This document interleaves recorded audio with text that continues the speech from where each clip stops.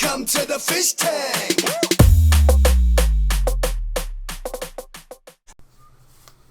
Hey everybody, Fishman here, and welcome to another video. You may notice this is not the continuation of the rolling drum filter. My apologies, but I'm doing a massive pond reno, and it is simply taking up all my time between that and my regular work. I'm on 7 days a week already, and I just didn't have time to do that build justice. So I'll get to it as soon as that's done, which should hopefully be at the end of this weekend coming. This here is some footage I took a little while ago. This is a bunch of air stones that I had that were plugged up, as you can see here. And I had them, and I took them off when I was making my own anti-clog air stones. And when I put that video up, a channel that I watch, it's a great channel, I'll leave a link to their video for this, gave a great suggestion for how to unplug these things. And their channel's called Jack and Dan, and they're a great father-son channel. They do all sorts of stuff. And this is my take on their method of unclogging air stones. So far what you've seen is a bunch of clogged air stones, and I just showed you the line there, how much air is actually going into it. But I don't have a bicycle air pump, so I am going to hook it up to my air compressor. So a little bit more power, and anyway, you'll see shortly. So what I'm going to do here is I'm just going to give it a shot of air. And a little too much air, because you see it is overflowing the tank a bit, but it forces the mulm that builds up in the little gaps between the stones and cleans it out.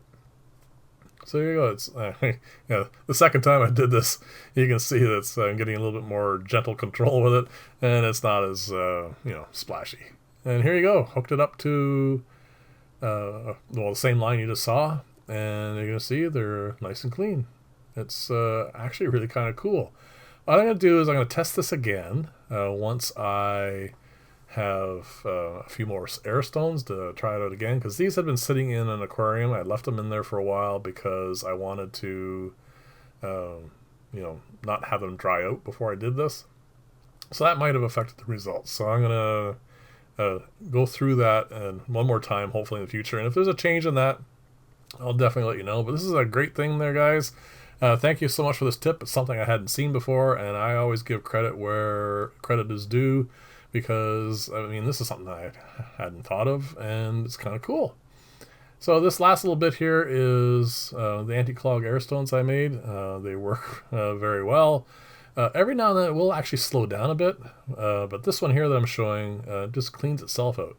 I had one set on an aquarium for a client. I was testing it out, and I actually had to pop the end off it and blow the air through it and put it back together, but it's it works, and you don't have to replace it, which is probably a better thing for calling that.